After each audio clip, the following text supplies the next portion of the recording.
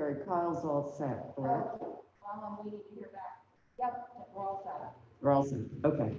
I call this meeting to order. Please rise for the pledge. I pledge allegiance to the flag of the United States of America and to the republic for which it stands, one nation, under God, indivisible, with liberty and justice for all.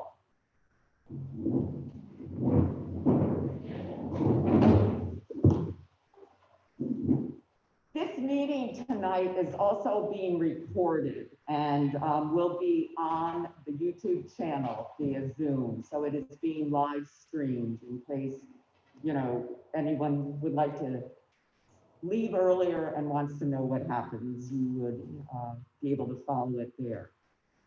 At this time, was there any correspondence, Terry? No. No written correspondence. So at this point, I will open the floor for any comments from the public. And if you do have any comments, we ask that you stand, just give your address, place of residence, name, and feel free to speak. Are there any comments? Okay. Oh, I'm sorry. Robert Nelson, 20 Fair Street, the best street in town. And just a comment about the parking.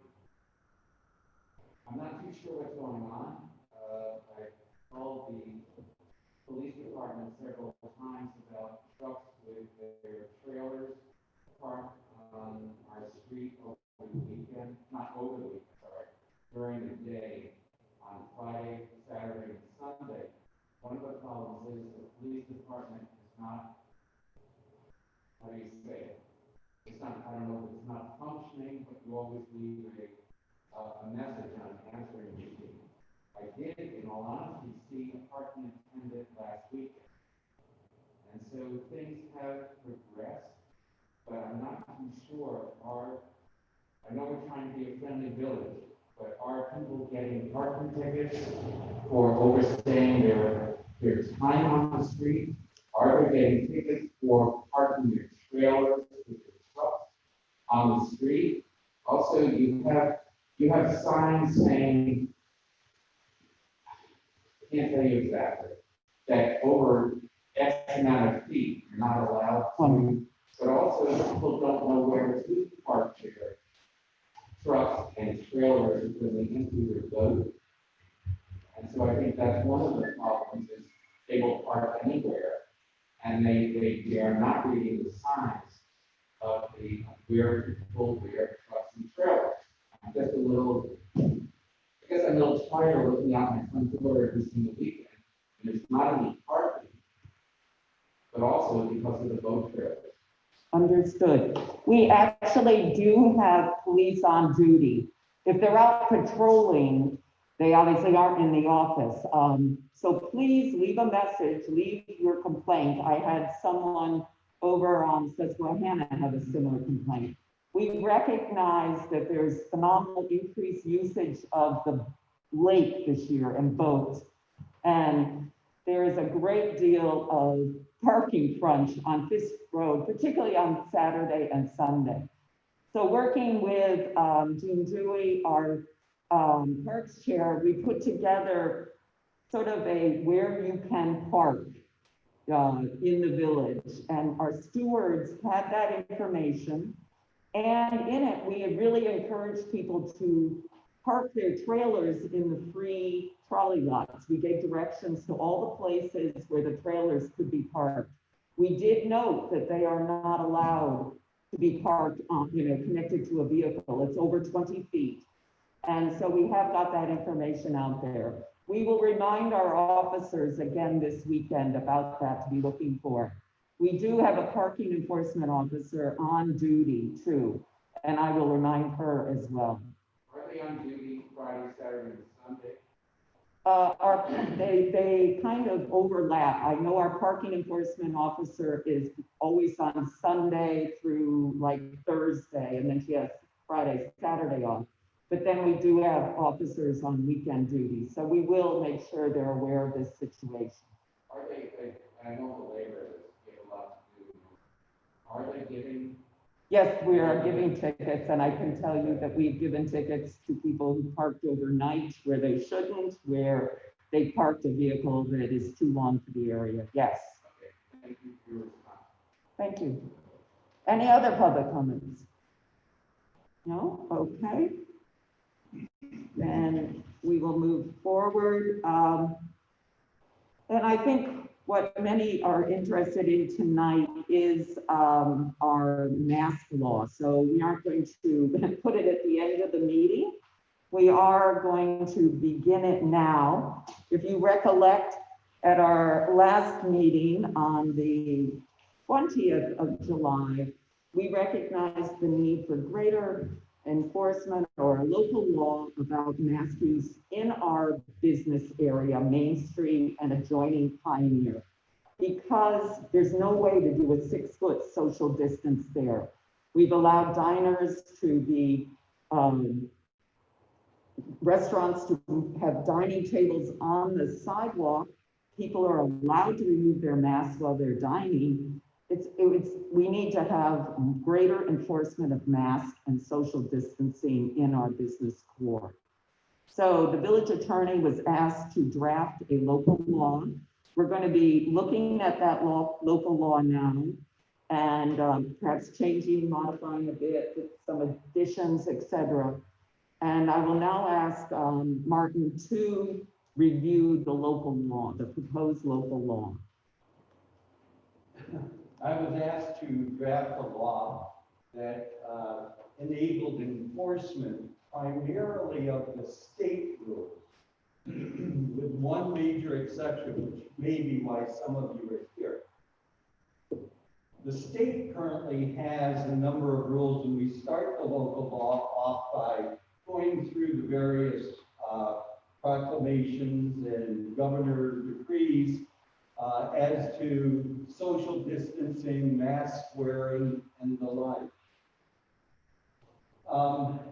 We recognized early on, mainly because of complaints we were getting, that much of our downtown area does not lend itself well to social distancing. And that is in part because our sidewalks, approximately 9 feet wide, certainly would, but we have given authority to our restaurants, to our merchants, and so on to sell wares, allow dining on the street. So that began to decrease, because that's about a 4-foot wide area. That decreased the available sidewalk space to about 5 feet. Additionally, we have such things as planters, the rain gardens where we have trees and plants and surrounded by iron fencing. We have a number of municipal benches on the street. We have overhang from vehicles parking diagonally. And by the time you're finished, we have many, many areas, more than not, where you cannot socially distance. And indeed, we received some complaints from a number of people who felt they were not able to socially distance without stepping out into the street or the light, into the drive area. The village board tried to address that with a kind of a masks on Main thing where they hoped voluntary compliance would be enough. It became apparent from the number of complaints later on that they began receiving that there were a number of people concerned about people on Main Street primarily and Pioneer in principally the business district that were not wearing masks. So our law is really mirrors the state, other than we mandated this, that you wear a mask when you are on Main Street between River Street and Pine Boulevard. So whenever you're out of doors on Main Street, on Pioneer from Church Street to Lake Street. Those are the two streets, and it is primarily because that's our primary retail, commercial, historic museum area within the village. It includes Doubleday Field, it includes the, the museum, and because those are located there, pedestrians are moving along there. We are seeing a general uptick in the number of pedestrians, and we are, as you all, I think, we're aware, there's a concern about an uptick in COVID-19 cases.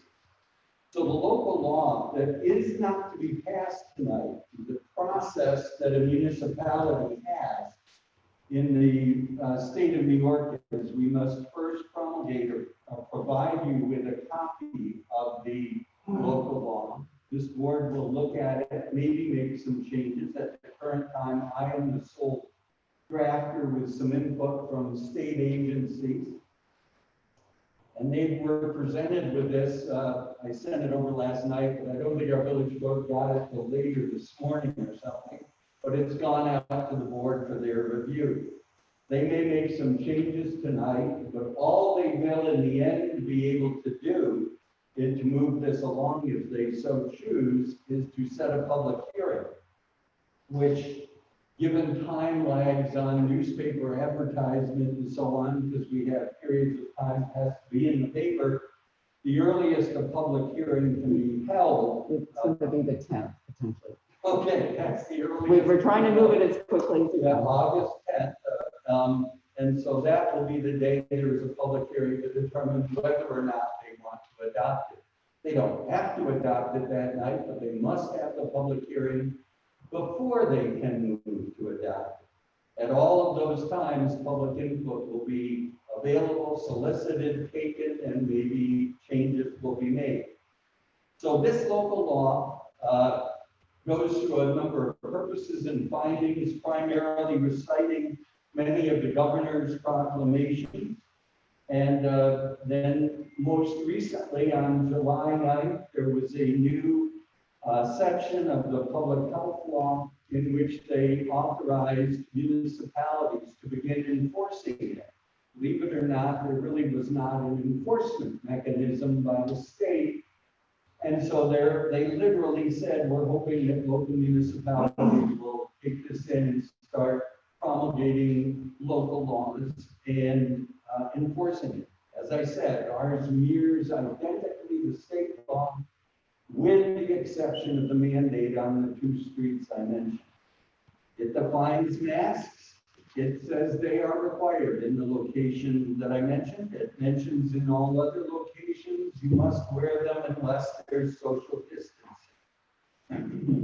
They have to be worn in business establishments and the like if you can't socially distance. There are a number of exceptions, just the typical ones you've probably all heard: a child under 2, people who cannot medically tolerate.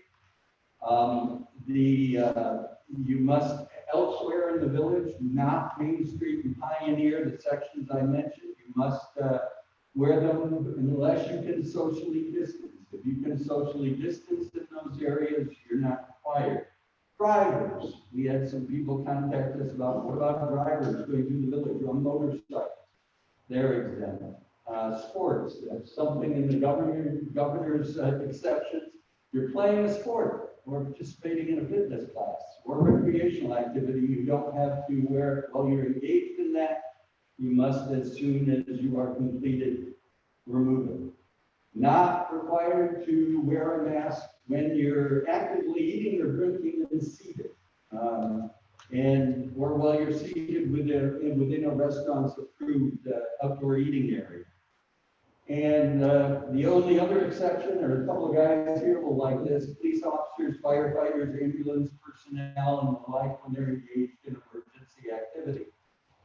There is a provision in here to hopefully make this as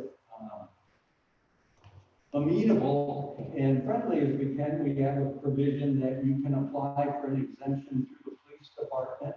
I know one of our board members has very correctly pointed out, you may need some meat on that in terms of what the police should consider, but it does allow an officer in charge to grant an exemption.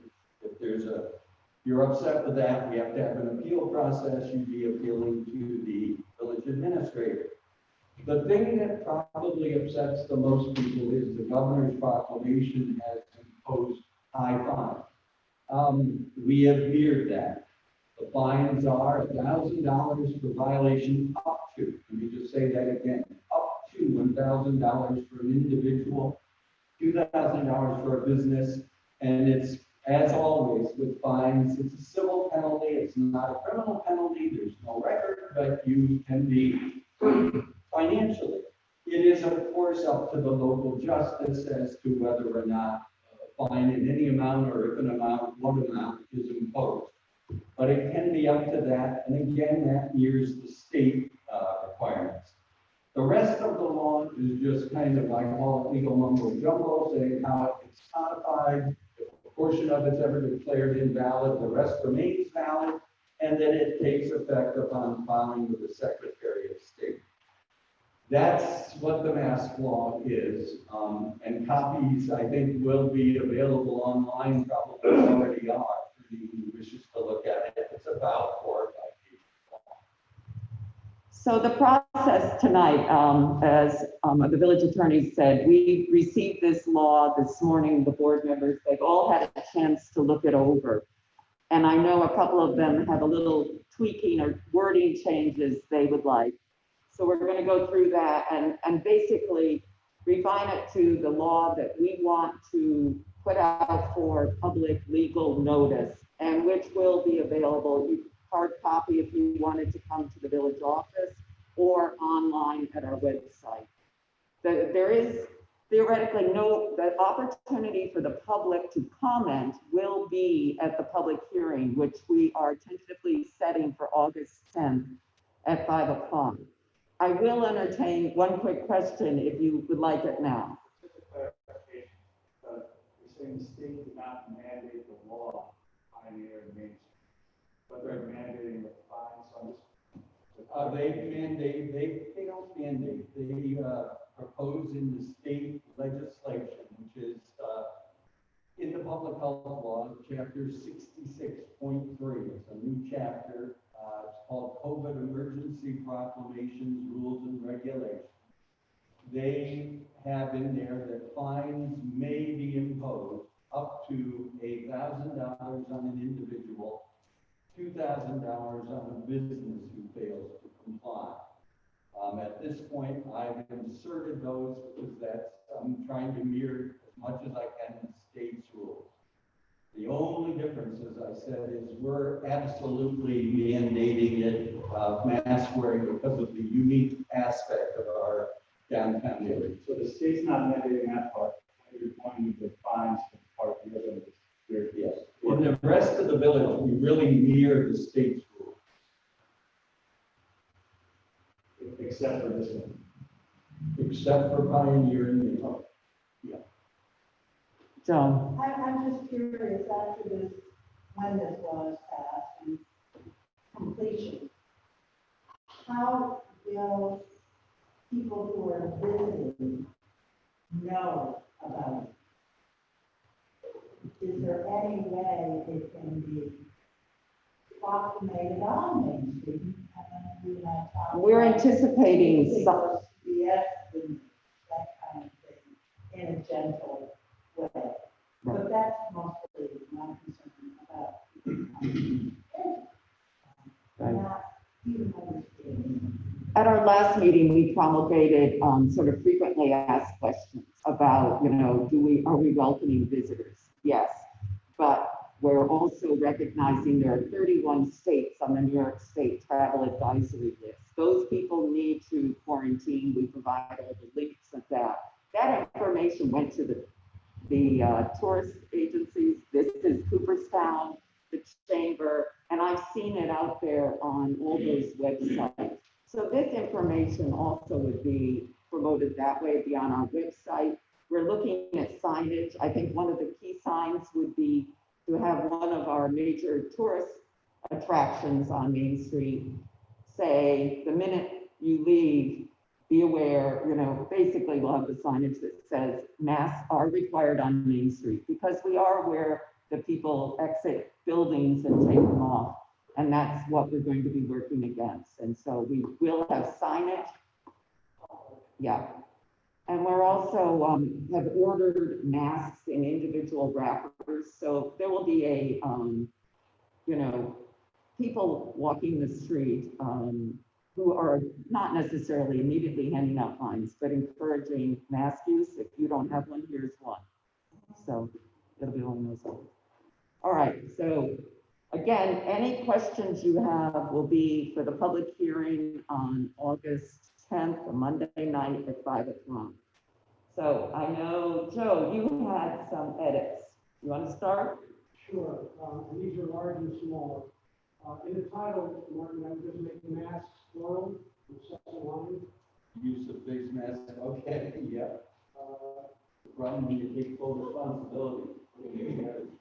It just, in the bottom of page 1, paragraph C, just for grammatical agreement, I would say to cover the nose and mouth of the mask as opposed to there, because the agreement is similar.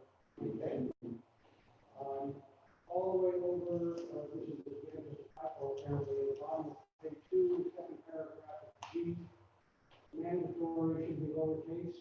Okay, wait, let me just. Wait, where is that one? 3 lines from the bottom of the second page. Oh, okay. Oh, yeah. Then I substantively, the title of this section was findings and purpose. I think we need to, I propose adding a very simple purpose statement into that section. The purpose of this law is to assist in reducing the spread of COVID-19, which I discussed. Do you want that at the start of J? At the start, no, it's just a separate, we're citing A separate findings line. and purposes. The others look like findings. Yeah, the purpose of this law is to, I'm sorry. Assist in reducing the spread of COVID-19. So that's just a separate sentence there. Yeah, so it'd probably have to put that in as a tag. Okay. Yeah. Then in, let's see, under A on that page, 241-3A, I think instead of must, we should use shall, because that's the mandatory text throughout the rest of the document. Can I know that in some of the governor's executive orders, and one of the reasons they said it was sort of hard to enforce was the use of the word shall. I really think they're picking on Joe. The only reason I did that, you and I as attorneys probably are used to it. I was given a thing that says shall versus must. And the Supreme Court, when I read the case, I mean, it really, what it is, I can find Supreme Court cases that say shall or must is the mandatory, obligatory word you use. It depends upon the way it's used. I ended up using must because I didn't want to, I figured it didn't matter that much. And there was a concern on the part of a trustee that it says, as it turns out, shall is not a word of obligation. The Supreme Court has ruled that shall really means may. That is true in a particular case. In that case, in B, then it shall be changed shall to must. I'm happy to Yes. do that. I Just tried make to a catch it. When I got that, I tried to go back and check.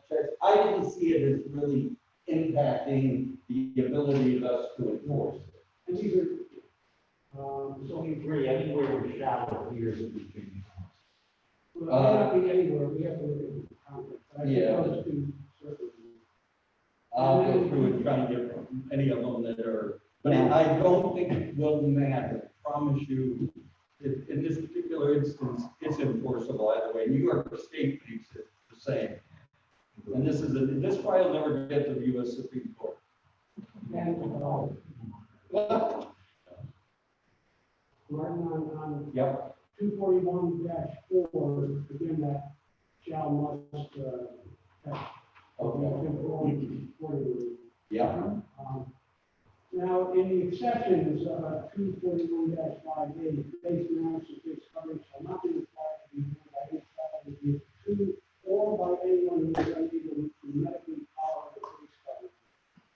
So I'm suggesting that we need some kind of criteria for this or certification do we require a physician certificate of medical intelligence? I mean, a lot of people are just gonna say, I'm a doctor, I'm medically intelligent. That may be true. The other dilemma is you can get a doctor online, a $10 fee, that you answer 11 questions and you get a doctor's exemption. So I don't know how we address those. That's been happening all over. Okay, so where does the medical exception come from? Is that from the executive order? Oh, yeah, this is really, I can't say it's an exact copy, but it's a pretty near-on copy. Okay. In terms of the exceptions and so on. You tell me if you want to put some language in that puts more meat on it, but you can say you must have a doctor's certificate. I just caution you. A lot of people just might be peripherally, peripherally trying to avoid responsibility. I think bringing them up short and saying you've got to have a certificate is. Okay. How about from a licensed physician or mid-level provider in a structure, New York State license? Whatever is appropriate, but what I'm asking for is that the assistant be a badge. If people are gonna make. Yeah, I'm saying, at least that would eliminate any of those, online. The biggest problem with that, Richard, would be if you had a physician in Pennsylvania and you were traveling here and he's given that. The Article 4 of the Constitution will take the credit. We have to give credit to that. So if it's a license, we'll say a licensed physician, Really, Martin, because I can't go to another state and practice this. we have to give credit to their documents, their wills, their contracts. If one gives in my opinion, you'll find that if they've given one, if you want to say New York State, I don't care. I mean, I've seen this in so many things that I've been involved with. I can't necessarily write a prescription that's honored in another state because they have no way of determining how much you get. So I think we can at least put it in there. Okay. Licensed New York physician or mid-level provider. Got it? In 241.5B, just to. I'm so sorry, 241.5, okay, I'm sorry. It's the second paragraph under exceptions. I think to make this a little clearer, I suggest that it be written except within the area designated in 241.3A. Okay, yeah, cutting out some words, except except, So I would strike for individuals who are. yeah, except within, okay. And then in the next line, I would strike, who must wear face masks or face coverings at all times. So the sentence would read, except within the designated area, section 241.3A, face masks or face coverings will not be required to be worn if individuals remain. Not a problem, it does make it clear. Do you need that again, please? I'm proposing that in the draft, we strike for individuals who are, in the first line, and who must wear face masks or face coverings at all times. Because it's kind of. You're talking 241.5B?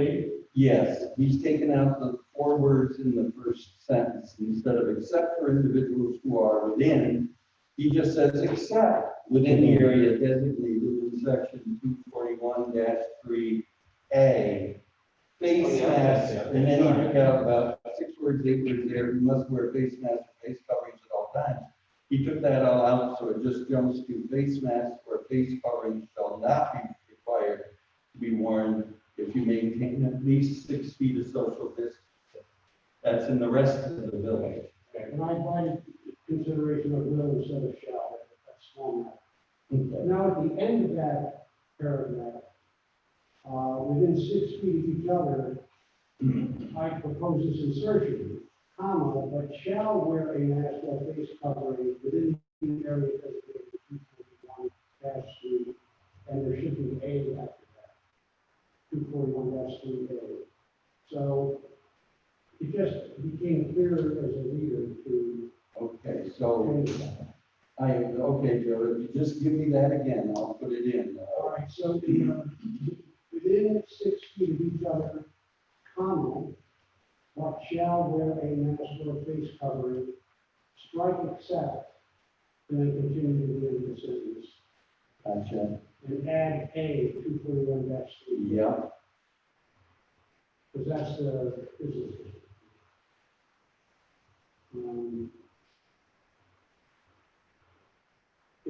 Are we caught? Yep, Okay. Under E, this is just grammatical. Well, actually, no, strike that. I have no fun with that. And I wanted to change that. I think this is more substantive. Police officers, firefighters, ambulance personnel, and other first responders shall not be required to wear a face mask or face covering when not practical because they are engaged in a public safety matter of emergency nature. It's otherwise, its practicality is amorphous. Okay, yeah, makes sense. Um, That's right out of the governor's proclamation. I was gonna say, this is really the work I think of the state, so you're editing the state, that's all good. um, Okay, and then at the policy clause at the end of that is, we have a statement, the burden is on the applicant to show hardship and practicality. The question I have is, what are the applicable criteria for assessing hardship or practicality? How do you guide the officer to charge with this? It's a good question, and I can't answer it. That's something I guess that we should let creativity of. I have a suggestion, Joe. This is where judicial discretion comes in. The officer has to use reasonable thought, but he doesn't have to get that deep into the weeds on this. He thinks somebody he should be cited, you cite them, they go to the judge makes a decision. And I don't want them to have to be judged. They have to get it, so their rules are very clear. Well, but let's consider the person who is confronted with this summons. It seems to me that the person should have the benefit of some criteria that the police, and the police too, should have some criteria thereupon. Otherwise, this person is burdened with going to the village court or town court, sorting out this thing, and perhaps most of the cases would have been dismissed, and the police would never have issued the summons in the first place if they had some guidance. But, so I look at it a different way. One of the things you can wear is a plastic face shield. Those are not over the mouth and nose. Those do not present a burden. Those really have no effect on one's breathing, but it does protect the other person. Just like plastic does when you go into a store now or a bank or whatever. So people have a way of following this law if they can't or don't want to wear face masks. All they have to do is wear a plastic glove. Well, you're making a point then that suggests that if you can't wear a mask, then you should wear a shield, and there shouldn't be a medical exception. Yeah, I am making that. I read this more as not, the person's about to be cited and then says, I have a hardship or a reason not to. It's a request for an exemption in advance, so it's almost like someone who gets a handicap sticker for their windshield. If they're gonna want to be able to park in a handicap parking place, they apply for that. So I would see this as more an request for an exemption, not necessarily that the officers are walking down the street, because I can assure you this probably will not happen. And someone's not wearing it and they say, I need a hardship exemption. That's probably not the way that will go down. Well, be that as it may, it certainly is one scenario where it could, but in the case you described, and I think it's even more important that the police, just as they have to assess a handicap eligibility, so also should, they have something. Dan, wouldn't they go back to that? I'm sorry. I would just say, for their benefit. Mhm. Our policemen should have. Let's look. Unlike like a crime, just to be with film, but where mandated, absolutely have no discretion, you must make that arrest. This is a civil process, like a violation. They're not mandated to write that summons. We can use our own, judgment and say, it appears that you do have a legitimate issue. I choose not to write it. I'm not mandated by law to do something. I'm not that. So really, it's discretion. Okay, I have a question about the word hardship, because my experience with the word hardship has to do with economics and reasonable return. I'm sorry, Cindy, I actually have a hard. She's saying that she has a concern about the word hardship. Mhm. What does it mean? Right, because hardship to me is an economic term that has to do with reasonable return, which seems completely meaningless in this context. Okay, so we could just say show impracticality. say that again. I just said, you want to take it out and just say that the applicant could get an exemption. We take out the word hardship and just say that it's impractical, show impracticality. Yeah, I think it up to that. Okay. You took this wording from the state, Mark? It's right out of the state, the governor's recommendation, so I can't defend it. And my last suggestion, typo in the, under severability, there's a one police car. Oh, yeah, the IT, yeah. And one other little typo on the top of that page, and B, if the officer, not office. So those are those. Did anyone else, Matt? Okay, Dean. 2241(5), under, regarding eating and drinking, Mm-hmm.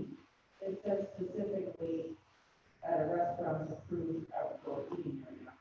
So we have benches, we have tables in the Pioneer Park, people eat and drink there, Mm-hmm.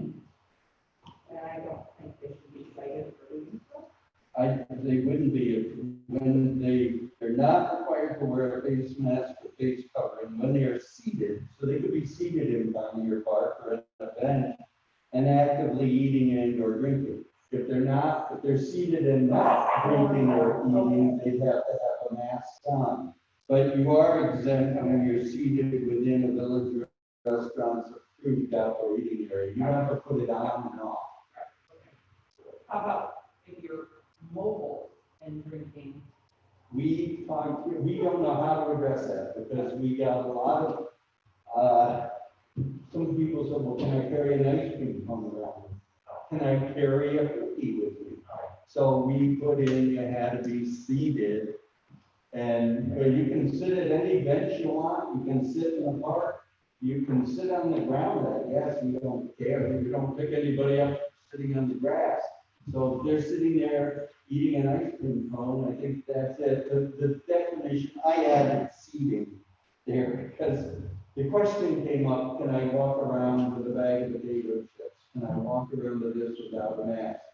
And I thought, okay, there's an issue. So we just said, if you're seated, wherever it is, on the grass, on the bench, in the park, and you're actively eating or drinking, they don't have to have a mask on. You can't do that with these. Or if they are just seated within a village restaurant's approved outdoor dining area, you go in, you sit down, you order, food's not there yet. These guys would be hiding behind cars, jumping out at you, saying, ah, you don't have a mask on. So we're just trying to say, they're seated in an approved, and we've done some approval. So that's why it reads the way it does. I mean, I take no pride in authorship, I'll change it if you want. I have a concern about this, though, when you think about the number of places that sell ice cream and don't provide seating. There's no provision for seating. And you think about the people who are most likely to eat ice cream, which is little kids. And they're not gonna go, sit on a bench and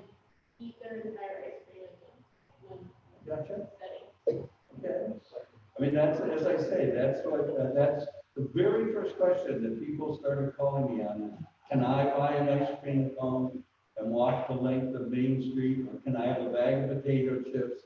And I'm gonna start, one place said I'm gonna start selling bags of potato chips. So I just tried to come up with a way to avoid Richard? I'm very disappointed in all these people that are looking to play games with this law. The purpose of this is to try and keep people alive. And there are a lot of people who want to, well, how can I tweak it? How can I get away with it? How can I have my mask up next to somebody else and be legal? And I would still like to be more draconian in this. You gotta wear your mask. I don't really care. You know, you should be sitting down, eating ice cream instead of walking past 20 people. You're still breathing on them. He doesn't do anything max to prevent your exhalations going all over the place. It's just a convention of this whole law system. So, I mean, it's annoying to hear, and it's annoying to hear all these people that are looking for little exceptions. I wish there were people that are looking to have people alive. Richard, was there anything you wanted to tweak or change or any comment? No, I was just want to see if you had one. Well, I'm going around the table. So then, Jim, did you have any? Okay. Okay, Cindy. So I have a couple. On the third page, on letter J, that letter defines the area. I think it needs to read, fourth line, the portion of the village's business district and immediately surrounding areas. Because our business district has strange boundaries that don't necessarily. You said that to me yesterday, and I forgot to put it in. I also question whether this needs to extend to the river rather than to the fair. I'm somewhat ambivalent about this, but the things that we describe, like fenced plantings, municipal benches, merchants, they don't happen east of there. They really are limited to that side. So if we can change that now, we can change it later.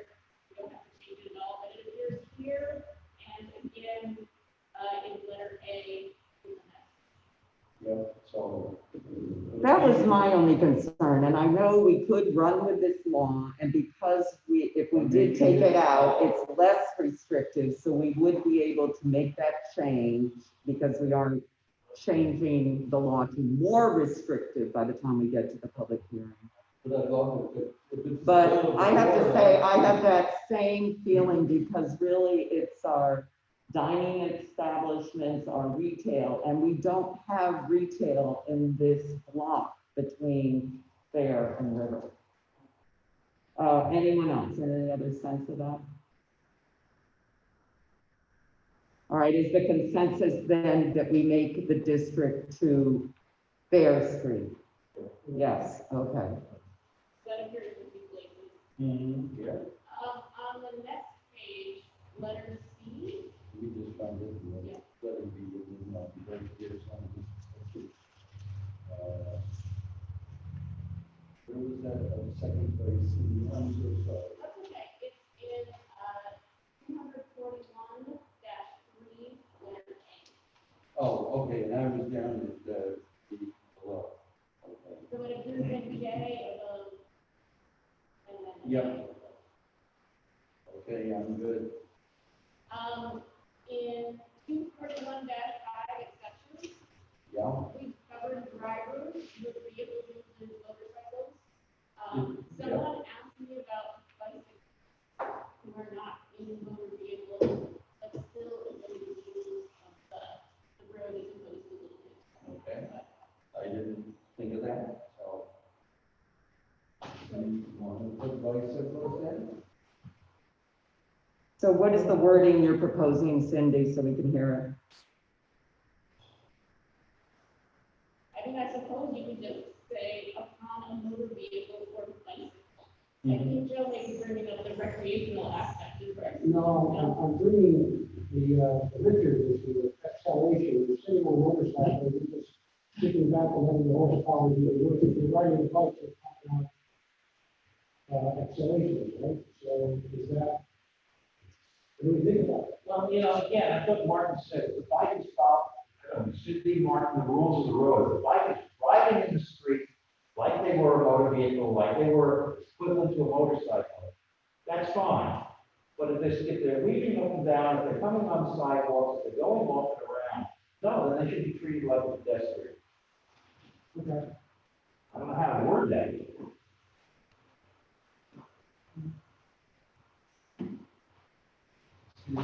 Well, you can't ride a bike on the sidewalks anyway, I don't Scooters think. and skateboards. Frank? Just so we can clarify, I thought there was a part of sport, like in my head, jogging is a sport, something where, jogging and bicycle, that's just, I thought there was in there. Yeah, there is. A person playing a sport or participating in a fitness class or recreational activity. Or bicycling. if you want to make Put it- abundantly Or- clear. Here's my question then. Yeah, put it in there. Sorry. Ellen, Yes, does this mean the joggers are given a free pass? Because that was one of the biggest problems. The joggers running past people on Main Street, they're puffing and puffing, and they're not doing anything to protect people. Does this rule mean they get a free pass?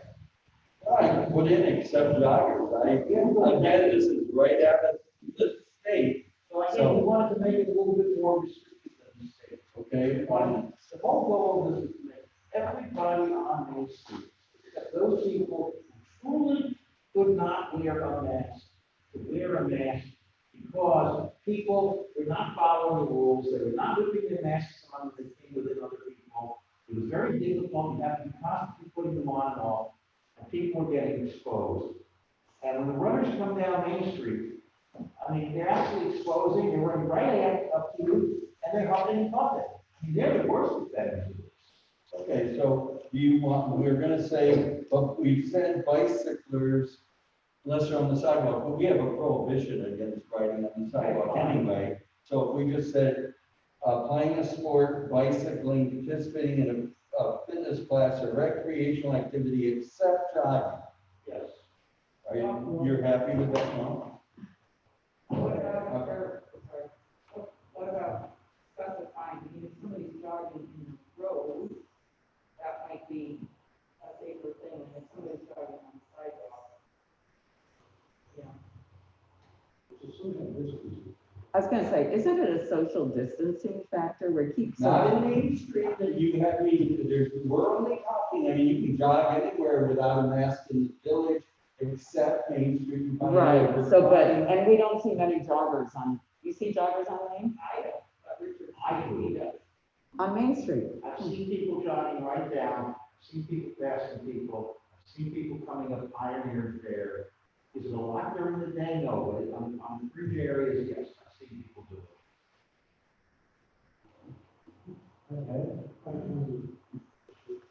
Okay, It but, seems to me, with respect to bicycles, we're not covering enough. It should be unmotorized conveyances or skateboards and Yeah, I like that. scooters. I mean, see all that stuff. I mean, bikes don't have any special status to the community. And on motorized vehicles. You have motorized or unmotorized conveyances. Something to show that we're sweeping everybody up with this. Well, okay, right now, the exception is drivers traveling alone or exclusively with members of their own household in or upon a motor vehicle don't need to wear masks if they're on Main Street or technically anywhere in the village. So, We were introducing though bicycles as exempt from masks, bicyclists. okay, if that's where you wanna put it in, then we wanna say that, okay, if everybody's comfortable with bicyclists or skateboards. Yeah, I don't know the universe of these kinds of conveyances, but it just seems to me, we say bicycles and we're not saying scooters or skateboards, but I don't see that as, Do I get a sense of the word that are we accepting people on bicycles, scooters, and skateboards? I really was just talking about bicycles, but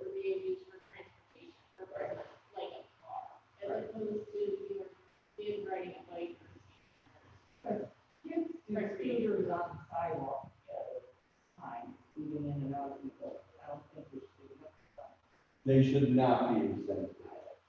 No, it should not be exempted to be. Okay, so bicyclists, scooters, skateboards, not exempted. And you're putting that, it says second sentence on C? I may have to, I haven't, Okay, okay. not, but I've got the note here that that's not to be exempted. Scooters, skateboards, bicyclists. Okay, now, accepted. So we're not accepting. Well, I thought we were. well, I thought you were, that's what I just asked. Bicyclists, to me, bicyclists are different. They're in the road, they're transporting.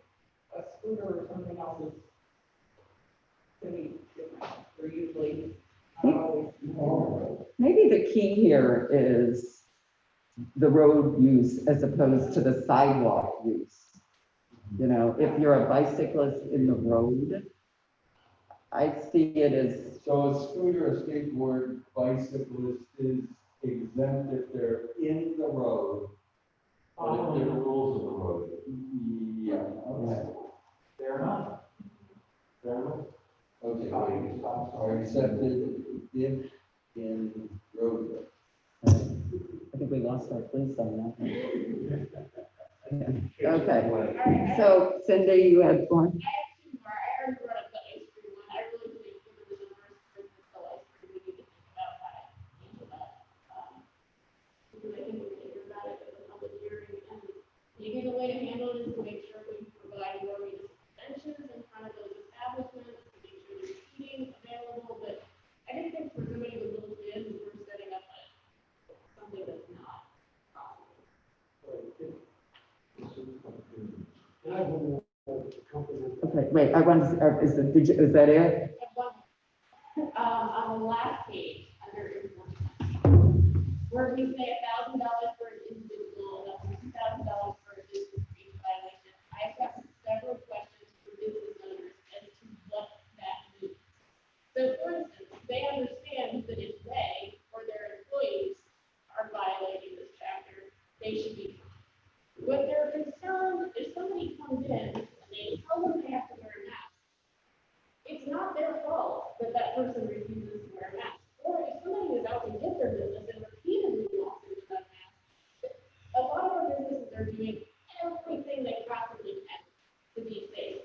And they're concerned that we're putting a $2,000 fine over their Yep, heads. I had that same, So this is what I would suggest. Ending that sentence, putting a period after individual. And then adding this sentence. Any business whose owner or employees are found guilty of a violation of this chapter while on the job shall be subject to a civil penalty in the form of a fine of up to $2,000.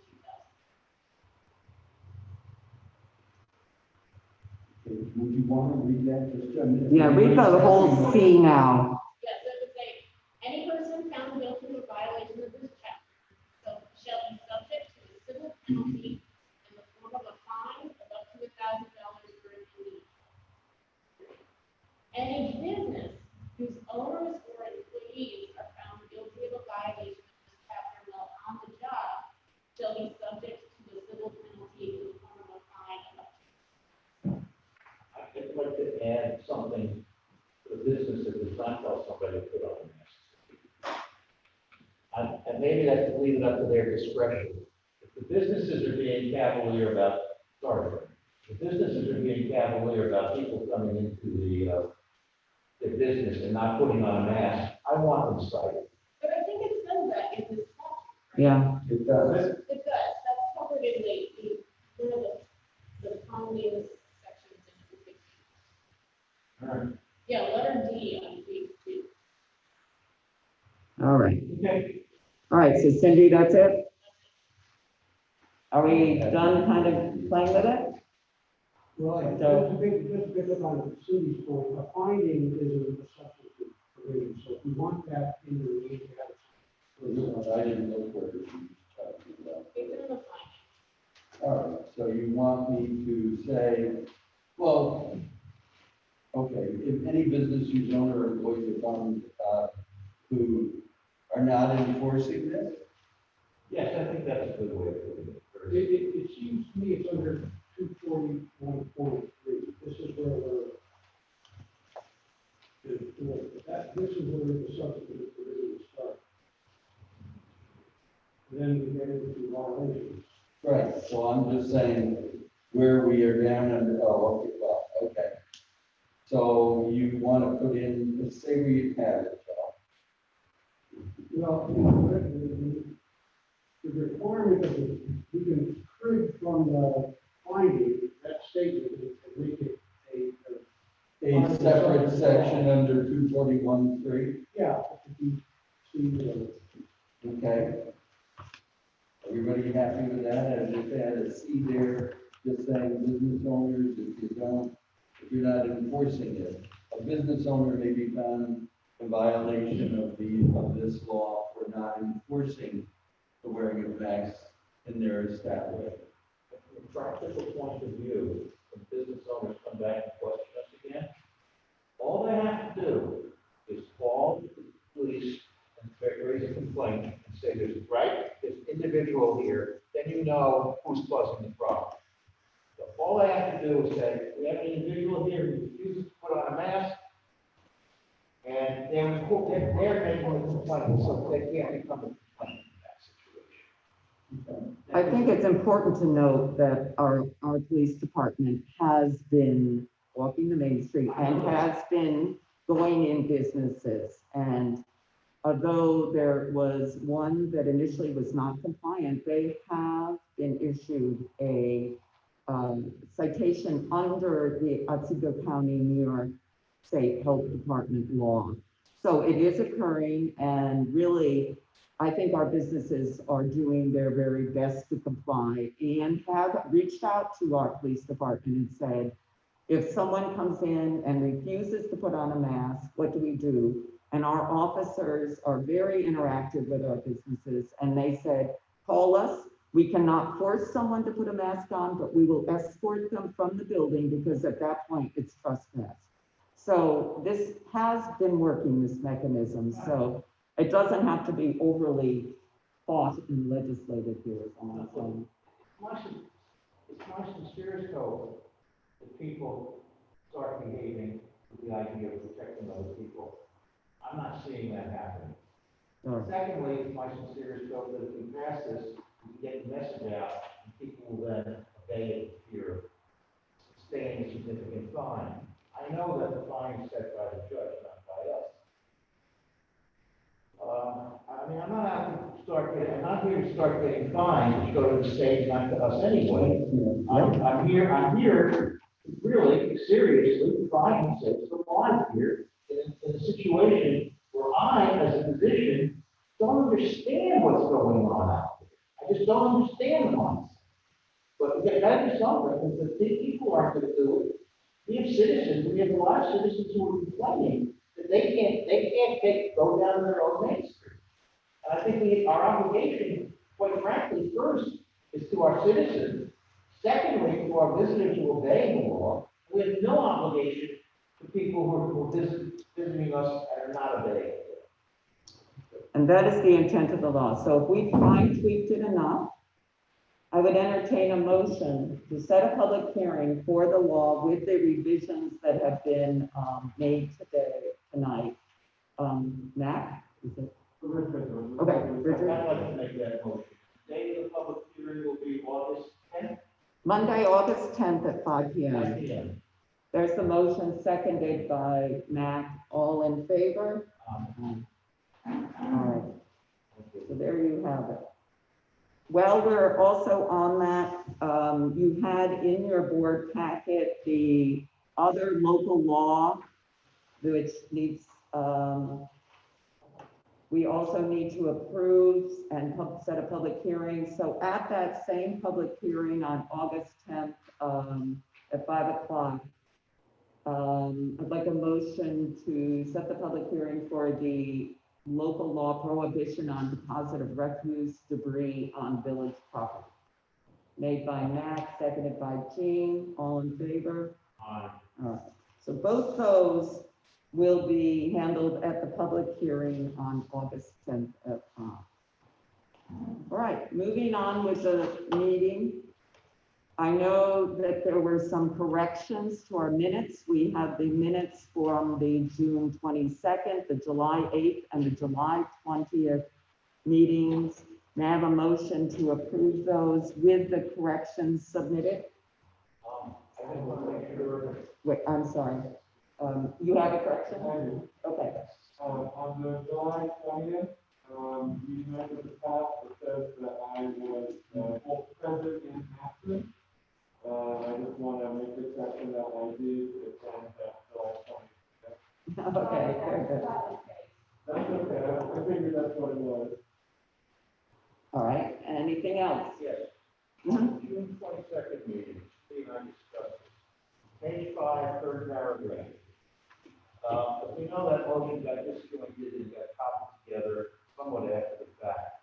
We agreed, myself as the person making the motion, Cindy as the seconder, that this should read following discussion. Dr. Sternberg made a motion to ask the New York State Department of Education to review the signs and also the marker burial grounds. Leave it at that.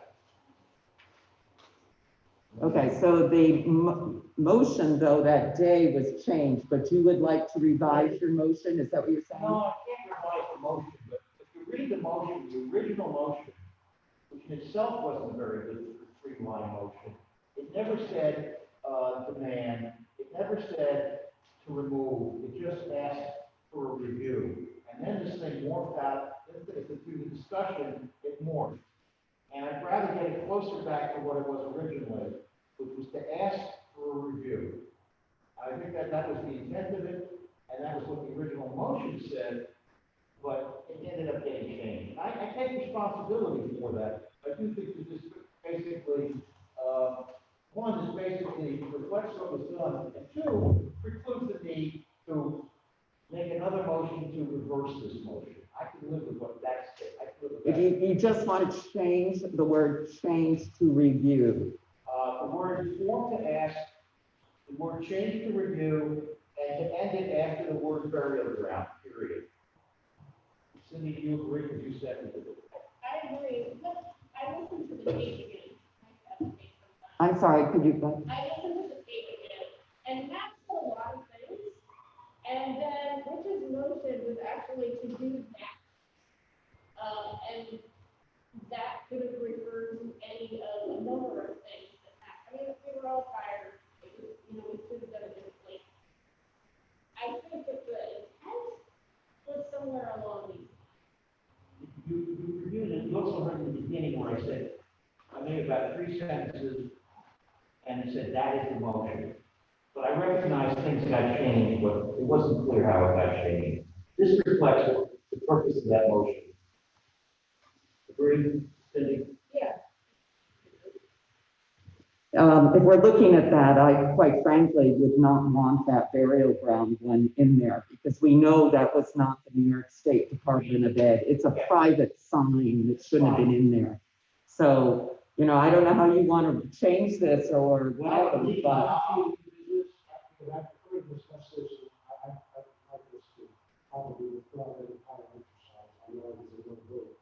I don't understand what correcting minutes has to do with trying to get perception. Which is being allowed. Okay. Can't hear you, Joe. I think the understanding of what the motion was, my understanding was we were gonna review the signage for the appropriateness.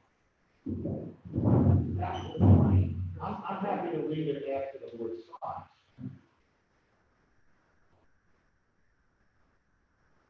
Sounds like we're amending, not minutes.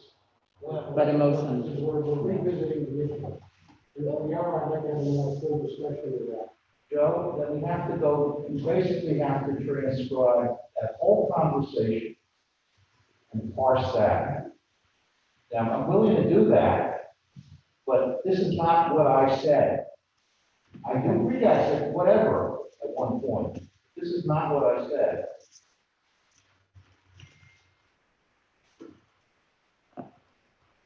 I understand what you're saying. We also know that the recording, the typed minutes, are the actual ones, so, of the documents. So the new, I'm fine with a word change to review the signs. But if we're changing any of the rest of this, which I think ultimately I would like to do, I think that it is a subsequent discussion and not just a minutes tweaking of the words, because I think we were under the misinformation that night that the marker by the burial ground was a New York State Department of Education sign, and we know now it is not. That's what I am saying. So I am fine with the change. Does anyone have any problem with the word going from review the signs? But that's the only change in that sentence. Review the sign. And also, well, the I marker, understand, Ellen, and we did say to review the marks, so yes, I would keep that in, and then make a motion to change that. whatever. All right, so that is the change. So now, is there a motion with those corrections submitted for the June 22nd, July 8th, and July 20th minutes? So moved by Jean, seconded by Richard, all in favor? All right. We now have the zoning officials report. Oh, I'm I sorry. want to fix that, as you said. I would like to make a motion to, what's the word to take back of, law or a bill or a proclamation, what's the word you repeal? Are you saying you want to repeal? I want, you get, sorry, thank you, I want to repeal that and replace it with, and however you feel appropriate to word it. I recognize that there's not a have burial ground there, therefore, motion has to be remove not remove the word, you can't remove it, but to remove them, to repeal the whole motion and substitute a different motion or no motion. Well, I'm making a motion to repeal it. That wouldn't change those minutes. though. No, it wouldn't change the It would minutes. be tonight, we'd be making. Yes, I understand. that. Okay, I got you. Yep, you certainly, you were on the debating side, so you could. Yeah. You could make that motion. But I'd like to do it now, or we're still just finishing. All right. Discussing this. I would much rather put it on a future agenda, where we can actually talk it out, That's fine. than to I'm- just. I'm good with that. I'm good with that. Yeah. No rush. There's no rush. Yeah, just submit it that way, and then we can all look at it. It's much better than, you know, if we have to quickly scribble No, I something can agree down. with you, that's fine. All right, so moving on to the zoning officials report. You all got the report. You also did get emailed to you prior to the meeting, the H-Park minutes. The ZBA and planning board minutes will be coming later.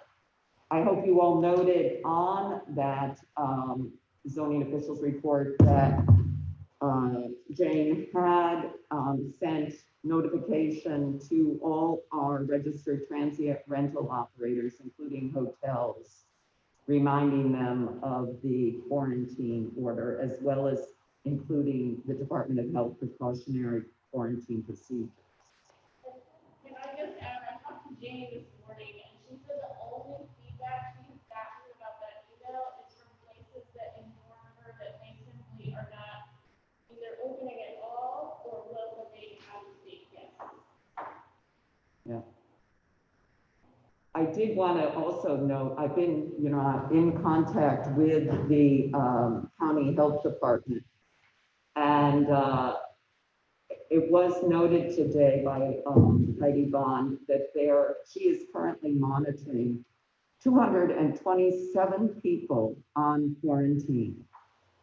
She indicated that really many of them are locals who have gone to an area and have to return, but it also includes people on those 31 travel advisory states. So there is some mechanism there. And you also recognize that you can't find everybody. They do that.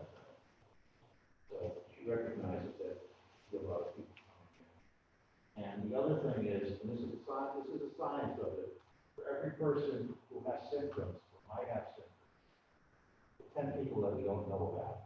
That's just the nature of this disease, so obviously, I'll keep saying burdens. All right, so that's the zoning officials report. We're moving on to finance and personnel. Well, in your package, you have the rough financial statement and, portfolio review available, for examination in the treasurer's office. The finance committee, completed the background reconciliations for June. Item number 4, the sales tax, budget investment for fiscal year 2019-2020. Do you have anything that happened about that meeting? I didn't see.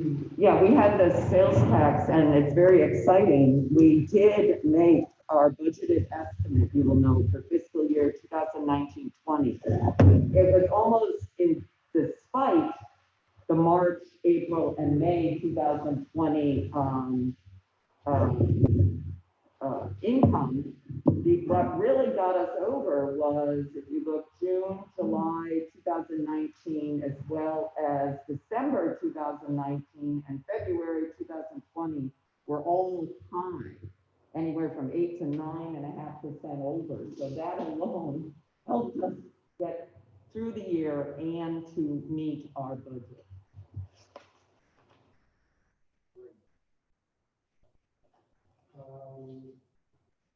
And then we have the parking meter, report. Through the 21st of July, which is due after the, Cindy, do you have any thoughts you want to do on that? No, just that this is a very different graph than what we would have seen in other years, because what we're really seeing is our best days are Saturdays, and that was not the case in the past, based on the Green Spark model.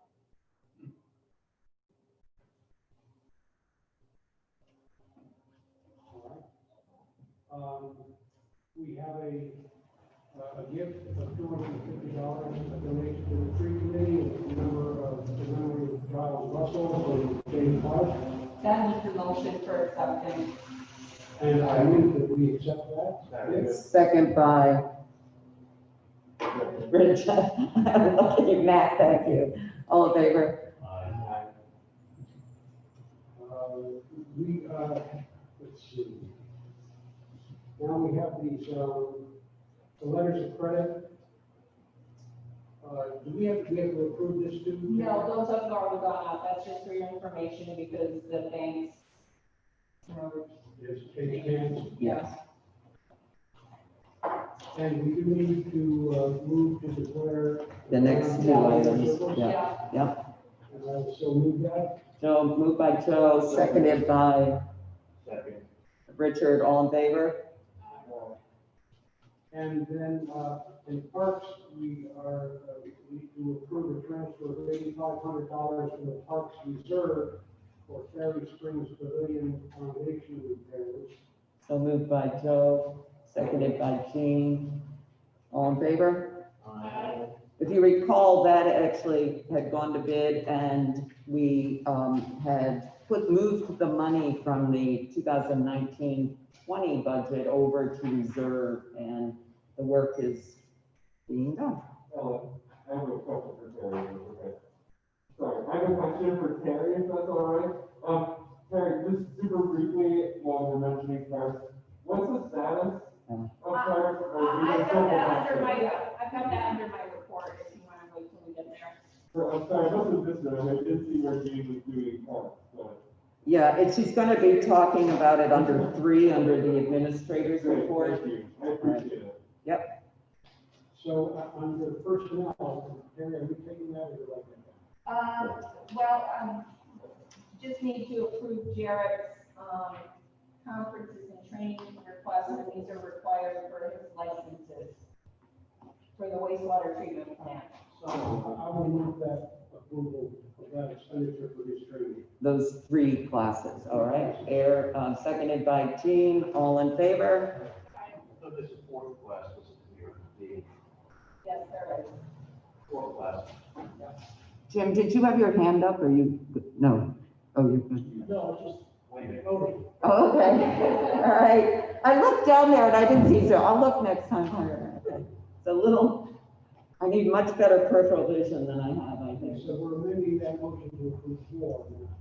Yeah. And, anything else, the overtime?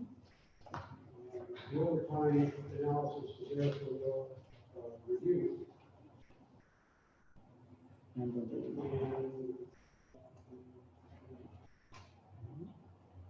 And then we have abstracts and transfers to approve, dated July 22nd. And I move that we approve those. Moved by Joe, seconded by Jim, okay, Rick.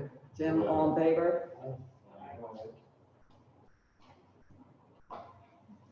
And did you want to go on? I thought this is where I would put in the information on the wastewater treatment plant. Okay, I'll try to be very brief about this. In your packet is a memo I sent to everyone regarding the status of the wastewater treatment plant construction. Very substantial progress is made. The project is supposed to wrap by December 31st, except for a minor portion, or a significant portion, of a minor part of the whole project by March. We have built into the budget a contingency fund, and we have spent very little of it. We have over $1 million on hand, and in reviewing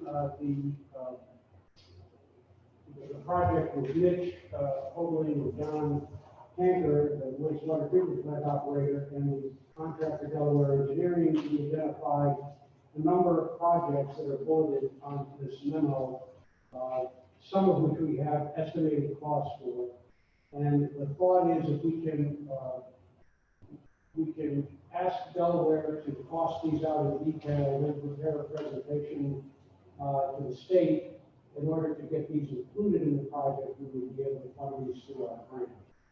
And as we can see, although we're not home yet with the entire project, with the little we have left to do, we don't think we're going to run into major expenditures, and that there's more than enough money to cover, we think, what we're going to go through the final cost. So we would like Delaware to investigate doing these added tasks and forward them into the wastewater treatment grant.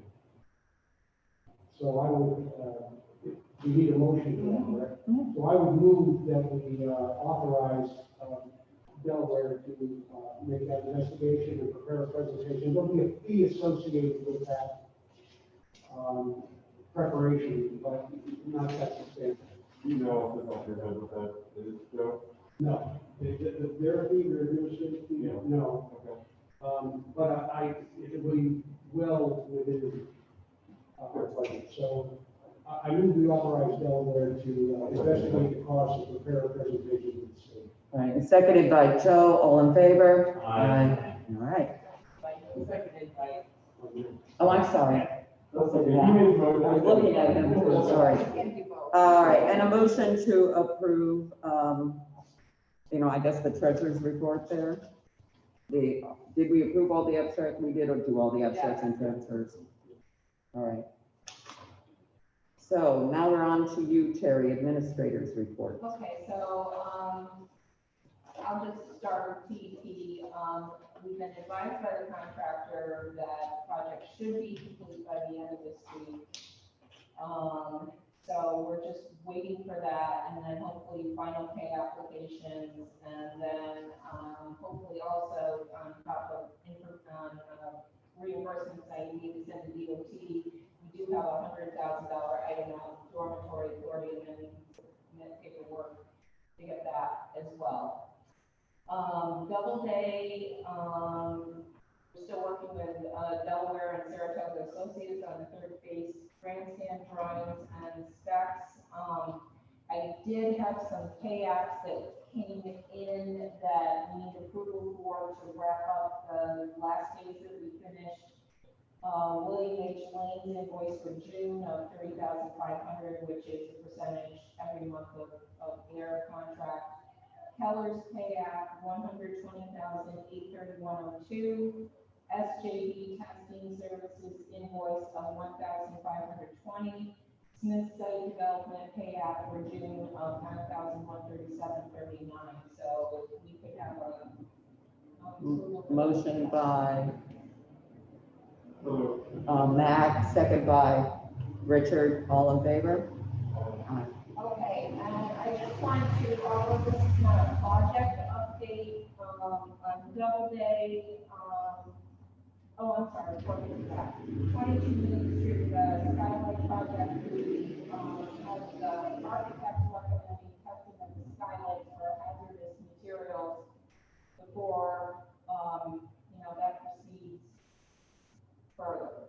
So we want to get that done tonight before we're ready to go ahead with. It's just like someone coming in to test for asbestos. There's companies out there that do it.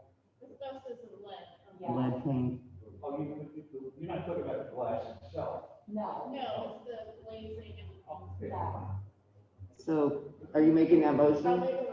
Cindy made the motion, seconded by Jean, all in favor? Thank you. Okay, so Doubleday Field, we have canceled games at least through August 15th. Teams are, for the most part, canceling themselves. We're recommending canceling the rest of the season so that people don't get stuck with hotel reservations that they've made. A lot of teams, even though, there's an organization, say, from New Jersey that, has like scheduled the tournaments, all those teams are not, all those players are not coming from New Jersey. Some are from Canada, some, they travel various states, and a lot of them now with 31 states that have restricted travel and quarantine wouldn't be able to do it. But I will say the thing that stands out the most is, the governor did approve, low and moderate risk sports, which baseball is considered moderate risk. But there is an exception in there for competitive tournament requiring travel. That's every single team would get. And in discussion with Julie Sherritt, who has Beaver Valley Campgrounds that has baseball diamonds, and she schedules teams up there, and she contacted Mohawk Valley region, and it's not just travel from outside the state, it's travel from another county, from another town. So, it's pretty restrictive. So in light of that, I just, based on what's going on, we don't see those restrictions lifting. And in fairness to the teams that have, there's very few remaining. Our biggest tournaments, Legends of Baseball, we had a weekend of 4 games a day in August, and the same thing in September, have canceled just because they have players coming from all over the place. So, and the few tournaments remaining, same thing. They're kind of waiting for us.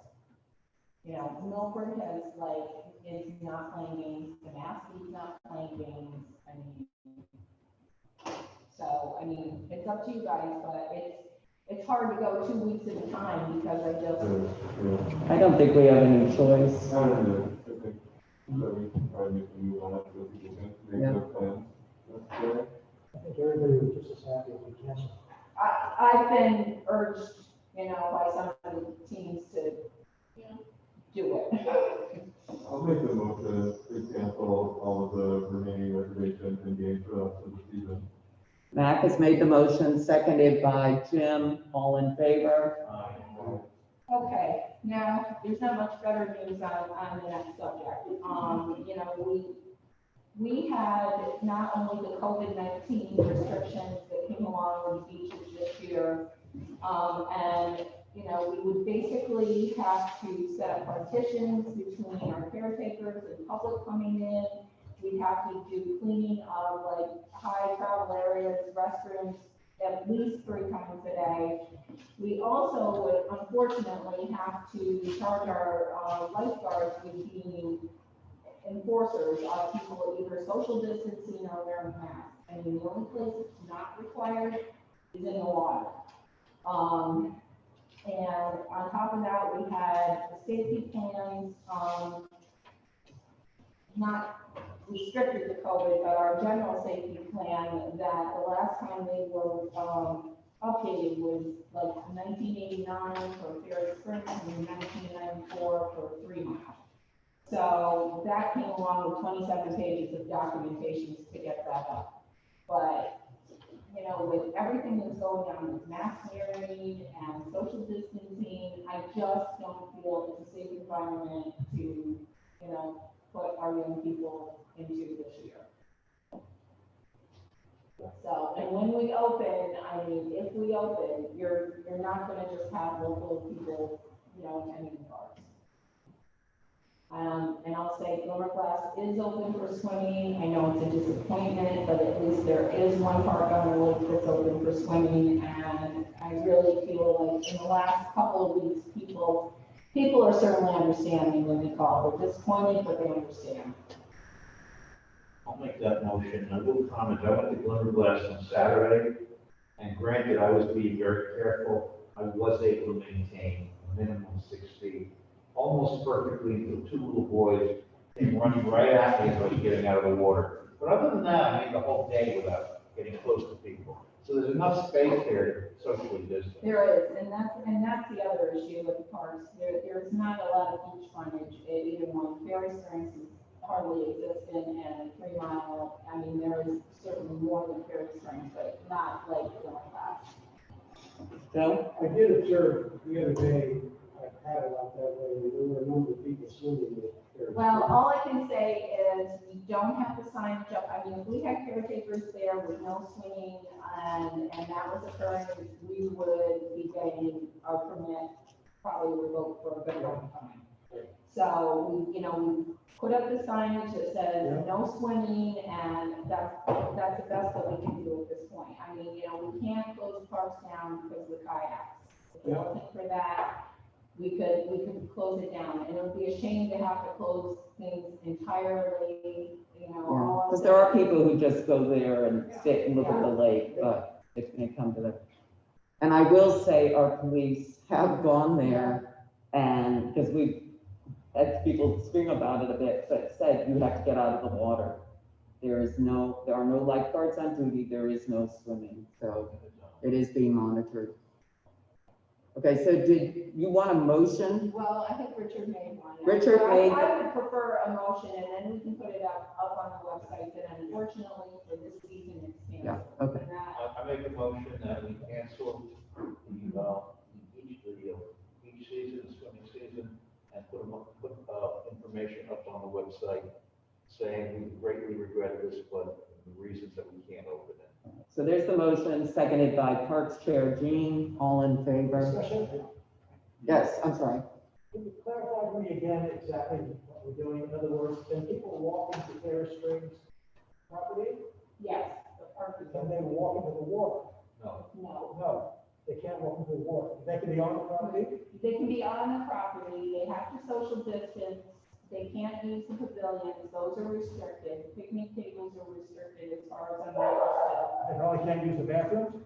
No, the bathrooms are not open. Uh-huh. Is the picnic table So that's the only thing they can, Is that still true? I'm sorry, I couldn't hear you first part. The pavilion part is, and I mean, I'll have to check on the rest of it, but. Picnic tables, I think are okay now, right? Yeah, the way picnic tables out there I mean, right now. well, you're supposed to be cleaning, so I'll just say that, you know, if they're out there, they're supposed to be clean, so. We have for every use or what about 3 Mile? Same thing? Well, periodically, but, you know, it's like, the focus here is probably in the village at this point with the amount of staff that we have. I think Terry, I agree with Terry 100% on all of this. What is the story? Just, I have to tell my wife. I'm sorry, did you get your question answered? I couldn't quite hear I guess everything. they can, yes. They can go on the property, Yes, can't use the pavilions, can't use the bathrooms, can't go in the water. well, the bathrooms aren't open, and there's no water going as of yet. We still have water testing to for the new system up there, we just have the electric hooked up, but no, bathrooms are not Here's an available. outside question. What if somebody comes up to the shore of 3 Mile Point with their boat, and they jump into the water from their boat? We can't do anything from a boat. And they Well, can so drown. that- They'll drown. There's no dock though, so, you know, we're gonna dock a boat. but- Sorry, perhaps, but no,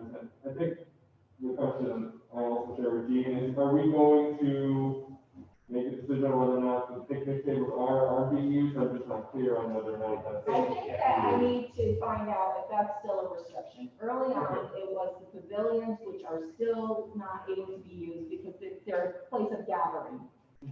So, and the picnic tables, I mean, I'll have to double check on that. Great.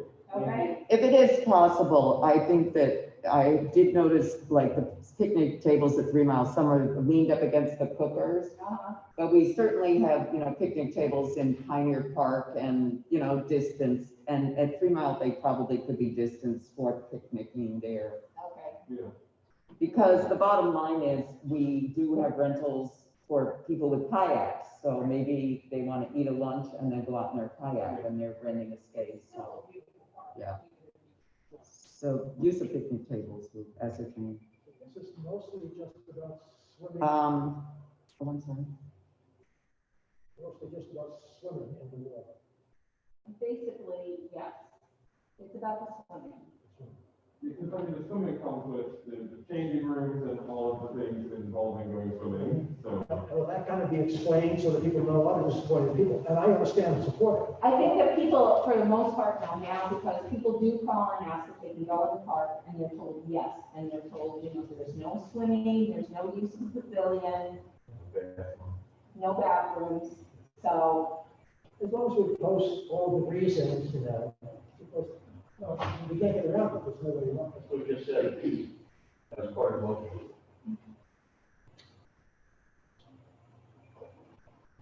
I'm sorry, I couldn't hear everything, but are we ready? That was part of my motion. Yeah. That we post the reasons and the, Yes. the rationale of why we're doing what we're doing. Okay. Are we ready to move on?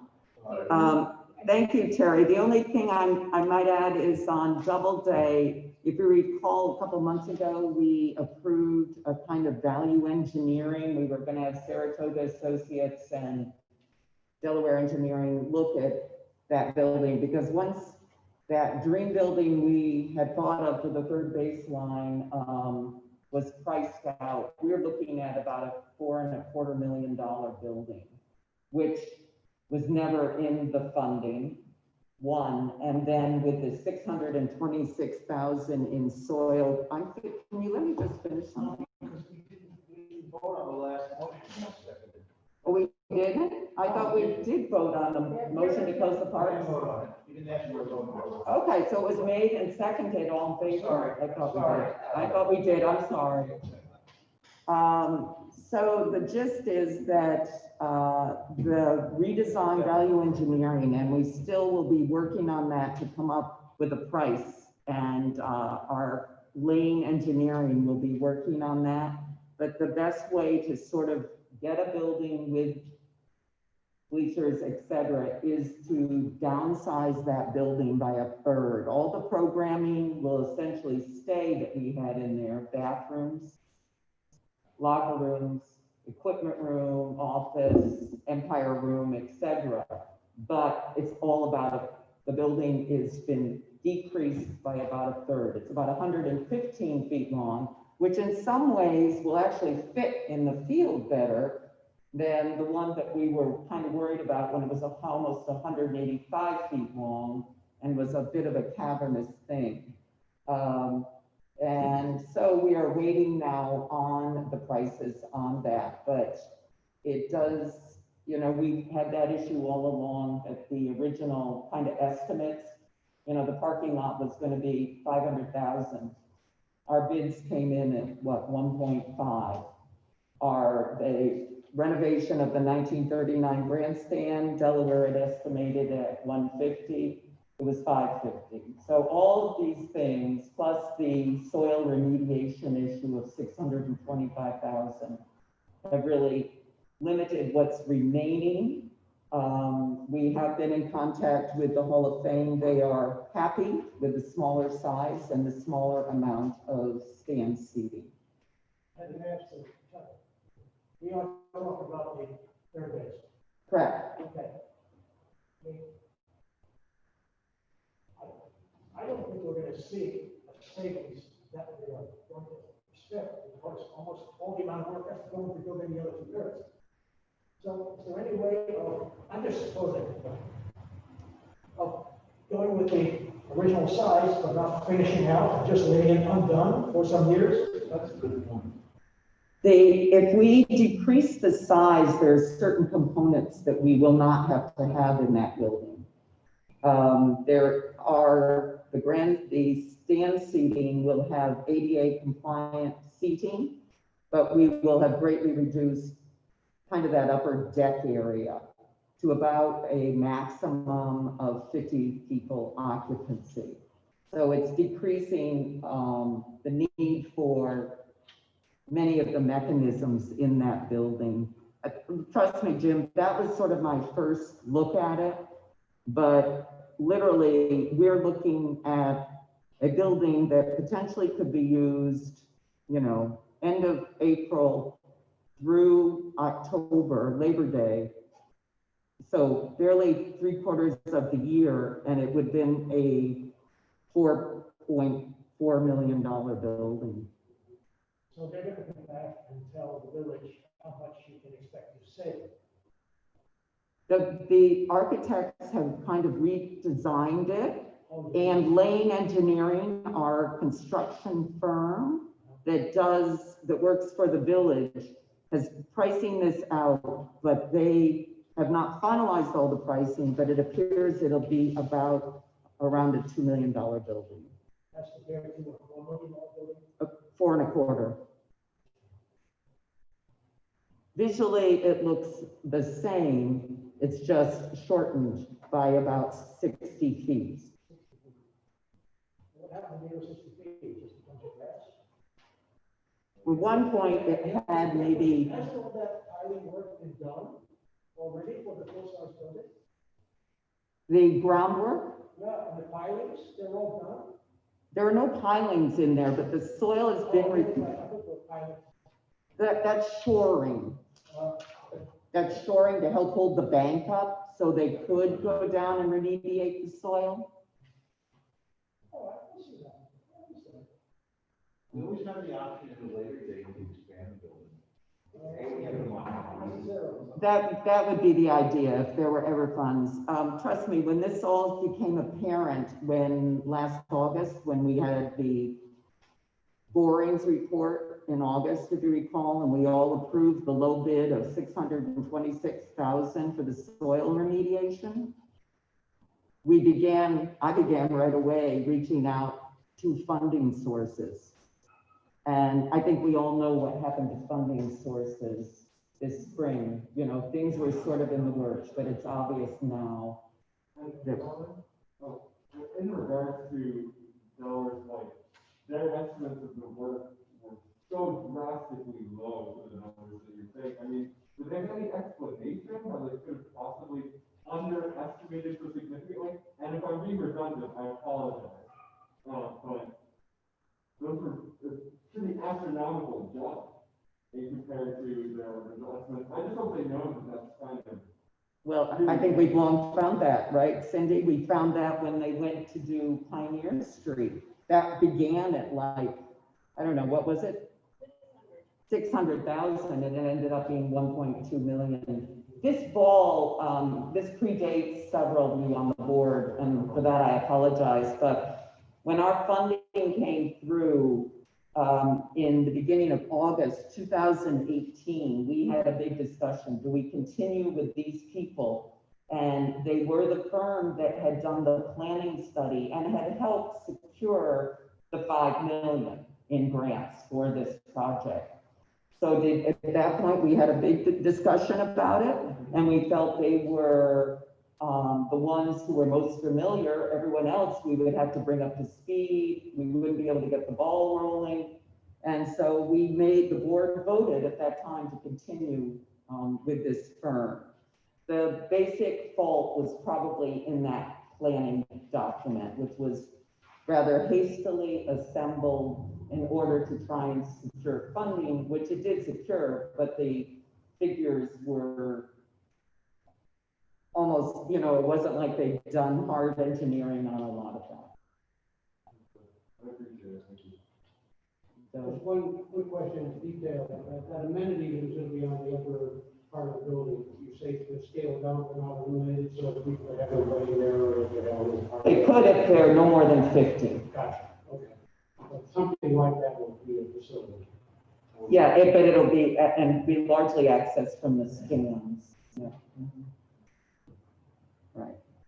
So I just wanted to give you that. There'll be more coming in the actual figures from Lane at that point, but that's the direction it's heading. Seemed to be no way to build a $4.4 million building at this point. I'm not done. 2 seconds. So that kind of means they have to redesign the whole project? Did you say redesign it? Yeah. No, it looks almost exactly the same, and in some ways it fits the site better, because that prior building was about 186 feet long. And there was always this feeling, Cindy, you were in on the design, that there was this long, almost wind tunnel of a corridor, and now it's slightly smaller. It has to be regional. Yeah, but it's on the computer. That's what you just paid to have done. You paid to have Saratoga Associates redo the drawings. Yeah, so that has been done, and the way they came up with being able to come within budget was to scale the building size down. I'm sorry, okay. Moving on to new business. Okay, we're just doing a reappointment of the election inspectors due to the fact that the election's been postponed since March 18th, so we have to do a reappointment, effective for the September 15th, and hope we don't have to do it again. Motion made by Richard, second by Jean, all in favor? Do people have to refile their absentee ballots? No, they do not.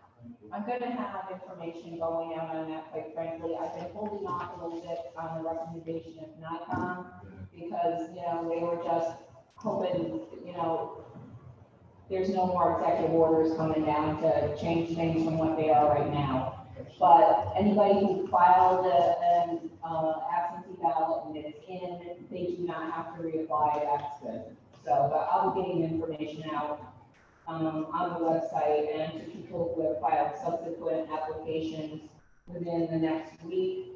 The date on the ballots will be March 18th, because they were already printed, the ballot was set. So as far as that goes, even though the election is now September 15th, the date on the ballot will be the 18th, so.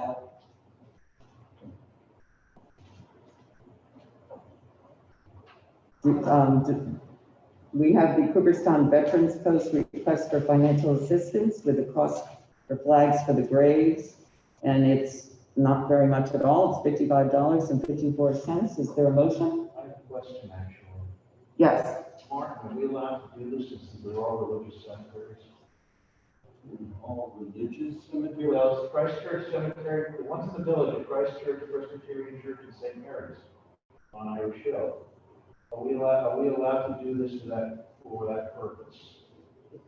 I mean, I don't We just say this, Christ Church and Presbyterian, and anybody can be buried here.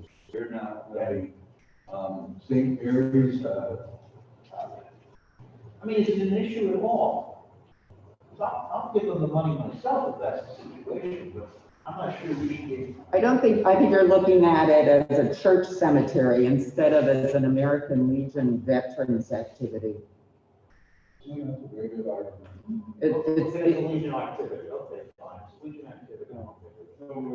Moved by Mac, seconded by Jean, all in favor. And then we had one more thing of new business.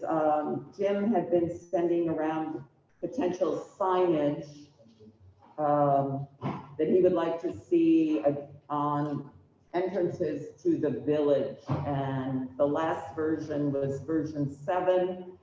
And,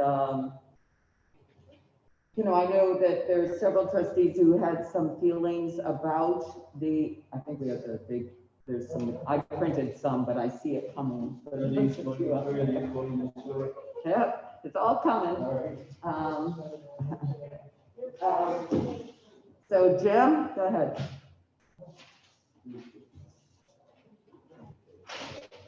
He said these are the latest. I think I have a latest, but.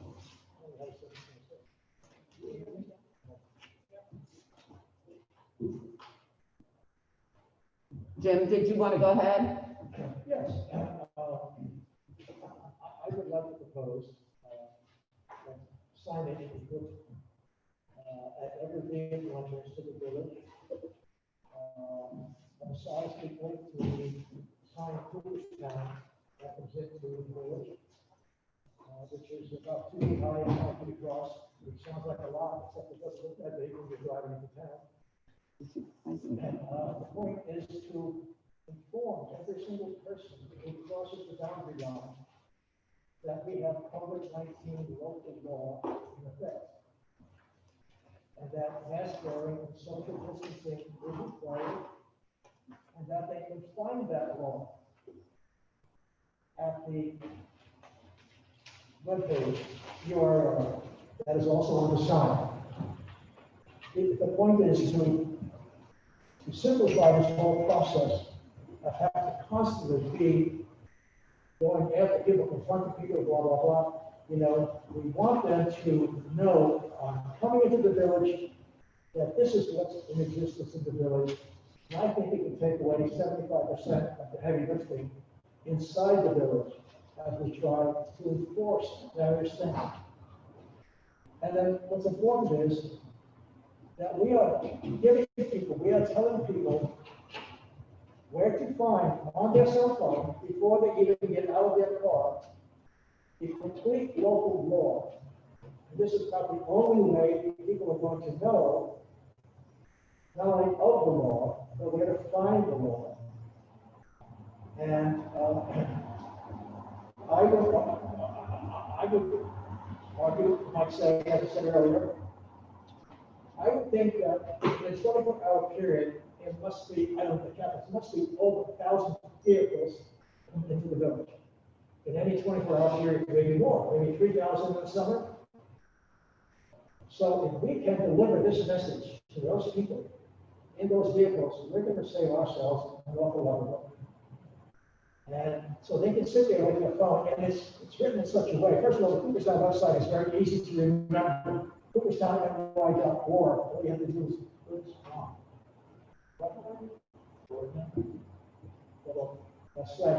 //yes. So I'm proposing it, I'm suggesting it. I think it would be very effective. I think it should be in black and white because it's a no-nonsense kind of sign. We're not trying to fit into the trees. And we want to deliver this message.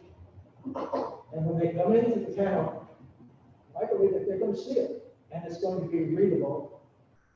And we can save ourselves a little work. This marriage has been going on for 3 years. We have no idea. I think we might be in support of a sign. I think the wording, I know several trustees have suggested some slightly different wording. Did you get version 7? We have, you saw version 7, right? Correct. Okay. I have version 7. And I know, I'm not saying this is the absolute best word on the wording, but I feel that, this kind of delivers. It's, I think maybe they were wondering if it needs to also mention the New York State travel advisory and the need to quarantine. You won't be able to read it. Okay. This is that we've read. Yeah, no, I would buy a lot of stuff in the front end, I kept chopping it down. Oh, okay, wait. We can get them to read this. All right, well, Matt, did you have some comment? Just in regards to signage, I like that there is the URL in here, but honestly, if we're talking about having the signs that are coming in the village, where you're driving by them 30 miles an hour, you're probably not going to pull over to go right to the URL. You can read this while you're driving. I mean, Jim, you have to have a really, really big sign. It's going to be In order to read all this, I think short and sweet and to the point is a far better way to communicate our message than having a ton of text on the sign that someone's driving by in 3 seconds. This is going to be 5 feet wide, by 2 feet high. You got 20 words on here. There's no way they're gonna read 20 words. If I run by each line, you have 6. Okay, so you can eliminate 5 local words, just like people kind of like. 50 wide, you have 6 lines, 5 lines. Richard? I'm gonna make a suggestion, but I'm not gonna make it as a motion, I'm just throwing this out here to discuss for next time. I would like something really simple and pithy. Local mass floor fines up to $2,000. That'll get people's attention. That is very aggressive, Thank you. very aggressive and completely unnecessary. These people will just turn their car around and go away. That's the last thing. We're just trying to inform them of the reality of a village law. Basically, in 2 words, what's basically allowed mass and social distancing, and where they can find the law to read it themselves. Cindy, did you have any comments? Many of them have been brought up already, but I mean, I feel the words COVID-19, mask wearing, and I feel very strongly that travel advisory quarantine has, if we're gonna put signs at our entrance, I mean, I think that that's one of the most important messages, is that there is a travel advisory, and it applies in 31 states, and we know people are coming to Cooperstown and completely ignoring it. You know, that could be fitted in there, you know. But I would get rid of the URL. I don't think people are gonna. Well, then they can't find the document. Jim, theoretically, then they have, everybody who's coming into the village should be reading our entire bylaws. They are not going to do this. This is craziness. I tell you what, why don't we wait and see at the August 10th meeting, when if the law passes, and then we have some actual information. We're gonna have to create signage in our downtown to let people know. I would like to know what the cost would have been for, 5 entrances, 5 signs, 5 feet by 2 feet high.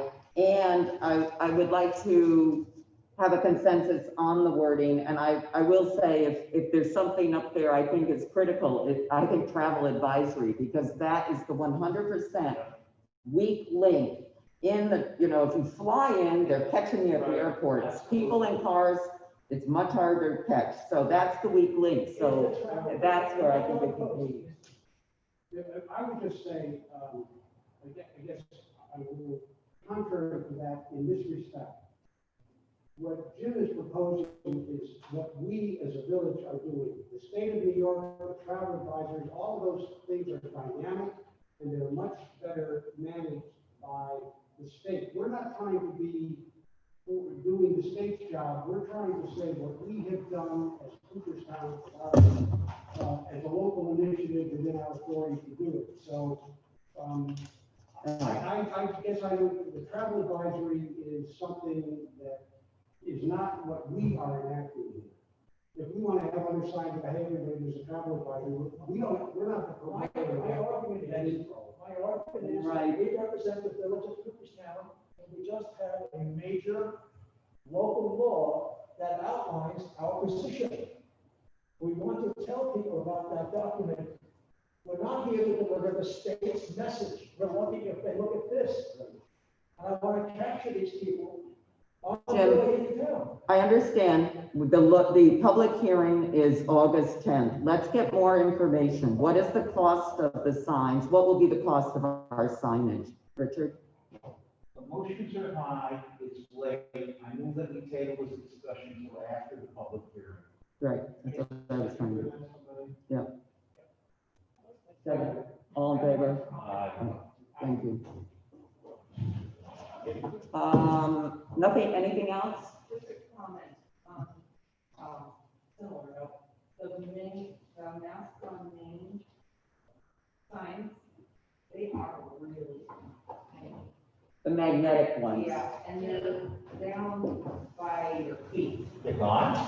No, they're like People are moving and taking them. Okay. Yeah, they were at my eye level when I. Yeah, they were up on the meters. Nobody's gonna see it down there. Yeah, people are moving them. They don't Yeah. know what to take them. That's going to. I'll talk about, music on Main, I know we discussed that. Oh, right. To finish up. All right, the music on Main. I think we should keep it. I went down, I saw the deed there, everyone was being very appropriate. I saw literally no violations while I was there, and I think that while we're managing this crisis, we should also still do what we can to, keep our downtown as vibrant as possible while being safe. I would concur. I think we all were sort of asked to stroll by. I saw not a huge crowd and they were appropriately masked. And we added barricades in keeping with the guidelines from New York State for low-risk arts outdoor activities. I did have one point on that maybe, and I realize that our village staff is very much at the capacity of what they are doing already. But after those things, do we have anyone stopping down? I know there's some benches and tables there. Just after, if we're bringing people in, if we have the capacity to sanitize immediately after that, it would be a reasonable thing to do. But we don't have staff. Yeah, we really don't have the staff for it. But I did hear that maybe one of the service organizations was interested in, when it became apparent that this was questioning, do we continue music on Main, there was some volunteer assistance, so we can see what would happen that way. Maybe when we put the masks and hand sanitizer, we can also put some Lysol wipes or whatever, so wipe their own table wherever they sit at. Yeah, that's a good idea. That's a good idea. Very good. All right, if that is it, nothing else, I move we adjourn. Thank you all.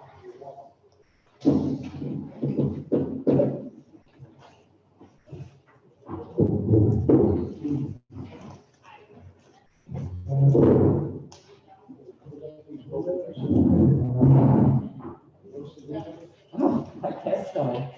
I wish I'd been sitting in front of a window. It's really hot here.